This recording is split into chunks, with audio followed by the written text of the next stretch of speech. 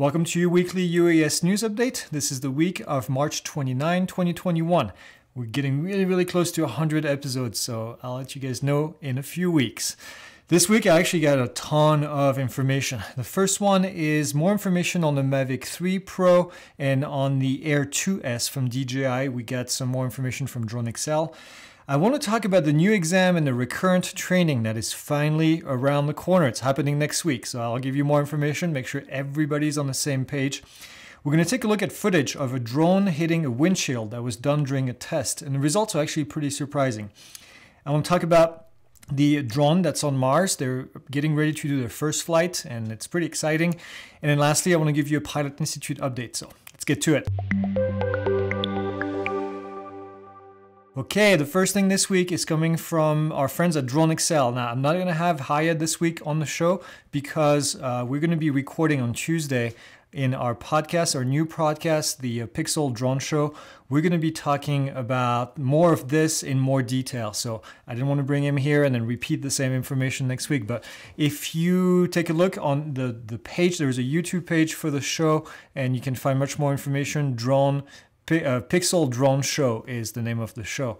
So make sure you head over to the YouTube channel. And if you're not subscribed, make sure that you subscribe. We put content every single week in a bit more detail. But back to the Mavic 3 and to the Air 2S, DJI seems to have a lot on their hands right now. And primarily because this new drone, the Mavic 3, is around the corner. Based on a rumor from DroneXL, they're saying that it could be going into production level, entering the production stage. At the same time, the Air 2S seems to be a little bit further into the production detail, so we may see the 2S before we see the Mavic 3. Now, with that being said, there's more information posted on DroneXL. I'm going to put a link down here so you can go and take a look at the graph. Here's the picture, actually, so you can see what I'm talking about. But they have a new drawing of the rear of the drone, of the Mavic 3, which shows a much longer battery than usual that would actually slide into the back of the drone. So a lot of speculation going on, but they're hoping that this means a battery that lasts for more than 30 minutes, which is something that we've kind of been waiting. That 30-minute time, mark is kind of a big deal for drones. Realistically, 20 to 25 minutes when you take into account the battery and all of these things, the battery having a little bit of a buffer. So that would be actually pretty sweet having this. Speaking of the Air 2S, which is the new drone, the replacement for the Air 2, DJI is talking about a 1-inch sensor. So that would match what we see on the Mavic 2 Pro, which kind of will be interesting to see what happens to the next level, the Mavic 3, and what kind of sensors it will be equipped with. If you have the Air 2S competing with the Mavic 3 in terms of sensors, then they only have one product to sell. So we'll have more information on this. Be sure to tune in on Tuesday with Haye and with Kara Murphy, and we'll go over and talk about a lot more of DJI stuff and kind of some positioning as well. So next thing is the new exam, and I know you guys have been waiting for this for a long time, but the new exam with the FAA and the recurrent training available online, that's happening on Tuesday, April 6th. It has been delayed. Everybody was waiting for it, March 15. I don't really see another delay at this stage, and I hope that I'm right, but I'm 99.9% sure that at this stage, we're going to stick with April 6th. Now, with that being said, the training is going to be done online with the FAA for free, okay, on faasafety.gov. The training is going to cover not only night training. I know a lot of people are saying night training, myself included, but it's going to include the new regulation, flying over people, operating over people, and then over moving vehicles, and then remote ID as well. So it's going to be kind of a training encompassing all of the new stuff that is going on with the new regulation. Now, with that being said, April 6th is also the date of the new FAA exam, and the new FAA exam is going to go live. So if you're taking the initial exam, make sure that you're studying the new regulation. Make sure you're studying night operation because there will be question on the new exam with this. No remote ID. So you don't have to study about remote ID, but you have to make sure you know the knowledge for everything else. Make sure you study these topics. If you're in our course, we've had this information since the end of January in the course. So not a whole lot has changed except those release dates, but we've updated the course. So you guys should be all ready to go and rock and roll on your exam. the training in itself that's going to be available online. So there's two things, right? The new exam with the initial exam with the FAA at the testing center that you have to pay for, and the FAA training that is available online for free. Two different concepts. The initial exam you have to do to get your certificate. The training on the FAA website will accomplish two different things.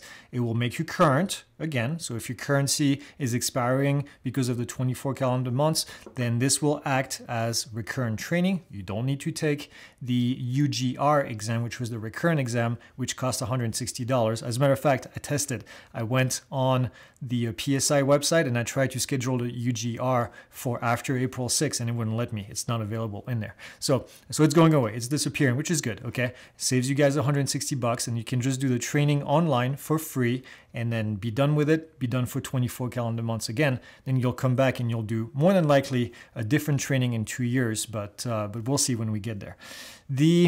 I want to give you a few tips now. The reason I'm mentioning this is because there's 220,000 remote pilots in the US at the moment. If everybody logs in on that one day, April 6th, the server is going to crash. The server is not designed for that amount of people. So who should be taking the training on April 6th? On April 6th, only if you need to get current immediately. If your currency has expired at the end of March, then technically between March and March 31st, or April 1st, I should say, at 12:01 a.m. From that time until you take the recurrent training online, then you're not current. So let's let people who need to get this done, there's quite a few of them, let's let them do it, and then wait until maybe April 7 to log in, or maybe at the end of the day on April 6 to do the training. Don't rush in there. For most people, if you want to do the training, if you want to fly at night, then you're going to have to do the training, but you can't fly at night until April 21st. So I'm going to say, if you want to fly at night without a waiver after April 21st, then do the training anytime between April 7 and April 20th, even April 21st if you want, so that we can spread the training so we don't overload the server. Anyone who's got a currency that is expiring at the end of April, you can wait until technically April, the last day of April, April 30th, in order to take that online training because well, your currency is good until the end of the month. So make sure that you're smart about this. We don't want to overwhelm the server on the FAA website and then crash it for the people that actually need it. So in this case, just think about it, okay? Those people that don't need to do the training, there are some people that don't need to do the training. If you took the initial exam on or after April 6th, you do not need to do the recurrent training on the FAA website. You've done your recurrent training technically by doing the initial test, so you can skip that part. So anyone doing the training on or after April 6th, you don't need to do the recurrent training until you do, which is 24 calendar months later. So you've got time, you get plenty of time. Other people that don't need to do the recurrent training, if you're still current and you don't want to fly at night, you don't need to go on there, you don't need to do the training. So some people don't want to fly at night. If you're current, the only thing that doing the training does, it's going to allow you to become current and it's going to allow you to fly at night without a waiver. But that doesn't start until April 21st. Just remember that part. Not because you took the training that you're ready to go. I know a lot of people are going to do that, but that doesn't work, okay? Here's a pro tip. Go ahead and create an account today as you're watching this video, or wait a day or two and go on FAAsafety.gov, create a new account. It's free. You'll have to enter some information in there, your pilot certificate information and everything, and then you'll have an account. The reason I'm saying to do it now is because on April 6th, again, we don't want to overload the server. So if you create the account now, you'll be familiar with the website and how it works, and then you'll be able to go in there. Now, if you're looking to search for the training, it's not going to be available until April 6th. And I'm going to say that again. I keep repeating these dates, but it's not going to be available. You will see there is some training in there called ALC 451 and ALC 515. These are training courses that are designed for Part 61 students or pilots who already have a license and want to get their remote pilot certificate. This does not apply to you, more than likely, unless you have a private pilot, a commercial pilot, or airline transport pilot certificate and you're current, then do not use these. So if you log in and you're like, oh yeah, I found a training course. A lot of people have told me this already. You didn't. It's not going to be available until April 6th. It is going to be named ALC 677. So that's what you're looking for on April 6th is ALC 677. That's going to be the course name. Again, FAASafety.gov. Now, you may be surprised. I've been calling it training. Everybody's been calling it training. But when you log into the website, you'll see if it follows the rest of the training that's available on FAASafety.gov. I've done a lot of these courses in the past as a manned aircraft pilot. It's going to look like a lot of text. There's going to be text, a page, probably another page. You'll have to read through all the text. And at the end of it, there's going to be a review. And then there's more than likely going to be an exam. Now you said, Greg, you said there was not going to be an exam. It's not really an exam, okay? It's a little test to make sure you know everything, but you can actually answer questions wrong. The FAA, when you submit it, is going to ask you to review the questions that you get wrong, correct it to 100, and then submit it again. It doesn't mean you fail. It doesn't do anything. It just validates the training to make sure that you've done it. Now, I cannot guarantee 100%. I have not seen the training. I cannot guarantee 100% that there will be an exam like this at the end, but all the training that I've ever done on FAASafety.gov worked that way. So expect to have an exam at the end, although it's not the same type of exam. You can do it from home, it's online, it's not the same thing that you did at the testing center. So there's nothing you need to do to prepare for this. Just log into the FAA website, read their training, and then take that exam if it's available, and then you'll be all set. What do you do with the completion certificate? You're going to get a completion certificate. That's the proof that you completed the training. That's the proof that you can fly at night after April 21st. That's something you need to keep for your records. That's also the proof of currency. That's when your clock resets for 24 calendar months. So keep that in your records, have it available. If the FAA is asking or anyone is asking for currency, that's what you're going to give them. You can also give it to your insurance company so they know that you've done the training. That's all I'm going to talk about this. I'm sure there's going to be comments, questions. Leave them down in here. I'm more than happy to answer them. The next thing I want to talk about is this video that surfaced of a drone that is hitting a windshield. And the drone is hitting the windshield at 62.5 miles an hour, which happens to be 100 kilometers per hour. This was done by Virginia Tech ICTAS. And this was done in partnership with State Farm. And I'm guessing they wanted to find out what would happen if a drone hit a car going 60 miles an hour. And the result was actually surprising. You see the drone, it's a Mavic 2 Pro that is hitting the windshield straight on at 60 miles an hour, and the front legs kind of collapse, absorb, it looks like most of the shock, and then bounce off the windshield, and there it goes. The clip is very short. It doesn't look like there's any crack on the windshield, which I thought was interesting. And that's it, really. Now, I hate showing these crash tests because people always kind of assume that, well, I guess, you know, it hit the windshield, nothing happened, so it means that we can fly over cars now and it's not as much of a danger. Well, not necessarily, okay? So the fact that the windshield didn't crack is good. That's a good sign. Does it mean that you can go and fly near cars and near moving vehicles on the highway? No. Don't do it, okay? It's still not legal as it is. Okay, next update is the Mars drone. We talked about this a couple weeks ago. We have the Perseverance rover that is on Mars right now, and it's carrying a drone, a UAS. NASA likes to call it a helicopter. I call it a UAS because it's an unmanned aircraft, and it's got two propellers. And it's pretty cool. And they're getting ready to do their first flight. And if you watched the video before, the first flight is going to be a hovering test. They're making sure that this thing can hover a little bit. It's going to go, I think it's 3 feet up and then come back down. And then test is successful. They're hoping to do more tests down in the future. But the process is pretty cool. This thing is attached underneath the rover. The rover is dropping it off. It actually took a week for the arm to unfold and to drop this thing on the surface. And then the drone can rolls away, and then the drone is going to do its flight and then come back, and then the rover, I'm guessing, is going to pick it up again and then transport it to the next spot. So it's really cool. The goal is really to test flying on propellered aircraft on the surface of Mars. So can't wait to see the results. I'll be talking about this. I love space stuff, and UAS in space, double whammy. Okay, last topic is some Pilot Institute news.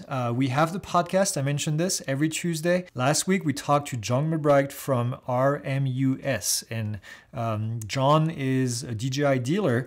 And if you remember, we talked about DJI changing their policy and changing and selling enterprise drones directly to the customers.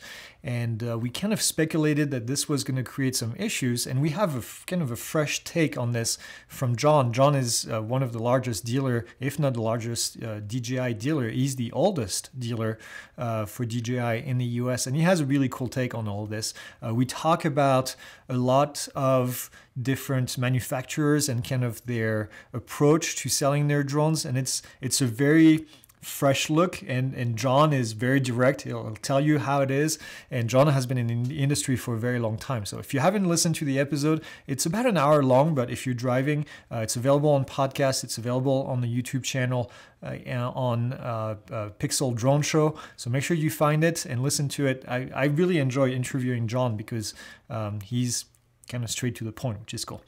Some more updates. We hit some really big milestone this week, actually pretty much all of them in a row. We just hit 100,000 course enrollments on our platform, which is huge. 100,000, 70,000 students. We have 14,000 followers on YouTube. This happened yesterday. 100,000 course enrollment also happened yesterday. And then earlier this week, we had our 4,000 member join our Facebook group for Part 107, which makes it the largest Part 107 group. Also, personally, I think the best group. Really good feedback in this group. We have 30 posts a day, all very respectful, people asking questions and learning. I'm really proud of the community that we've built. Community is only available to our paid students. So if you're paid students and you're not in the group, make sure you join. There's a ton of really good information in there. We also, in 3 weeks, are going to hit our 100th news update episode. So I don't know yet what I'm going to do. Probably just wear a cool hat, but that's about it. But I'm really excited. 100 consecutive. We didn't miss anything in the last 100 shows. So really excited about this. And then we finally have new shirts. A lot of you have been asking about shirts with the graduate underneath it. So the polo shirts, just like the one that I wear on the show with the Pilot Institute logo, and it says graduate underneath it. These will be, and these actually are available. They'll be available tomorrow as I'm recording this, but when you watch it, it will be available. I'm going to put a link down here. You've got 2 different types of shirt you can buy from, 3 different colors, and I hope you guys enjoy them. I know you've been asking for them for a long time, and we finally delivered, so I'm excited. Not only that, but the person doing the shirts is actually one of our students, Dirk, and he reached out. We worked together, and I'm excited to be sending him some business. So that's it. I'm excited about that part. Before I leave, make sure you check out the airplane news update. We have a news update going on over there. This week I'm talking about a flight training survey that was done by a company, and we'll talk about those results. There's a new advisory circular for doing pre-flight briefings. Actually, this one may also be of interest for pilots of drones. There's some really good information about the weather, so head over there, you'll get more information. And then there was some videos of the last Airbus A380 flight, which is a little bit sad in a way, but just a majestic airplane taking off for the last time and going to the last customer. So hope to see you there. As always, like, subscribe, do all the stuff that you do, leave a comment. Loving it. We're getting close to 10,000 views every week on these videos and a ton of engagement from you guys, and makes my heart very warm. So I love it. I will see you guys next week, and in the meantime, fly safe.